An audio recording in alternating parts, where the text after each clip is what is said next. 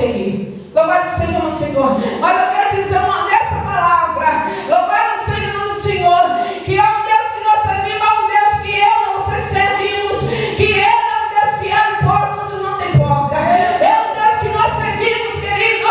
É a palavra chega, que joga por terra toda a cimentação.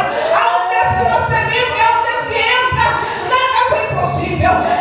Muitas vezes nós escutamos palavra contrária, muitas vezes nós escutamos palavra negativa, mas eu quero dizer uma coisa.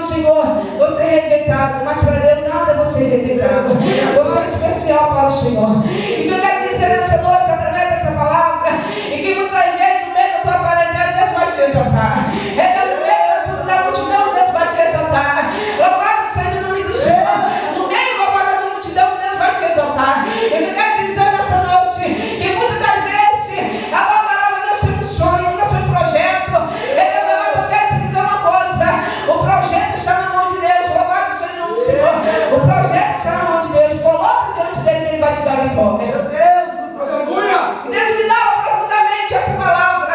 E Deus falava no meu coração, louvado seja o nome do Senhor. Eu tinha um sonho de ser, ou seja, a advocacia. Mas eu não sei ler, eu não sei, louvado seja o nome do Senhor. E Deus me dava essa palavra. E eu não tinha um sonho de ser, eu ser advogada. Louvado seja o nome do Senhor. E eu falava no meu coração, Senhor.